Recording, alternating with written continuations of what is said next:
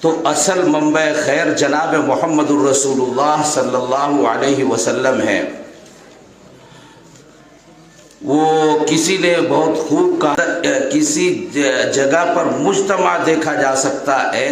تو وہ ذات ہے رسول اکرم صلی اللہ تعالی علیہ وسلم سے، سیاسی اعتبار سے، سماجی اعتبار سے، معاشرتی اعتبار سے۔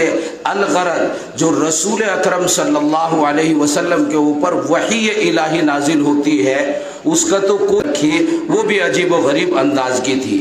الغرض رسول اکرم صلی اللہ علیہ وسلم نے اس دنیا سے پردہ فرمانے سے پہلے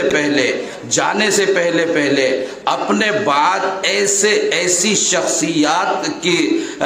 شخصیات سازی فرمائی ہے اور ایسی اہم ترین اور مقدس شخصیتیں چھوڑی ہیں کہ جن کا نام لیتے ہوئے ذرا آج رعب پڑتا ہے، صحابہ رضی اللہ تعالی علیہم اجمعین۔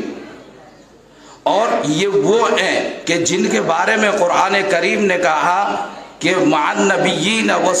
من النبیین والصدیقین والشہداء والصالحین وحسن اولئک رفیقا۔ اللہ رب العزت کے انعامات اولا نبیوں کے اوپر ہیں اور ثانوی درجے میں صدیقین میں ہیں۔ صدیقین میں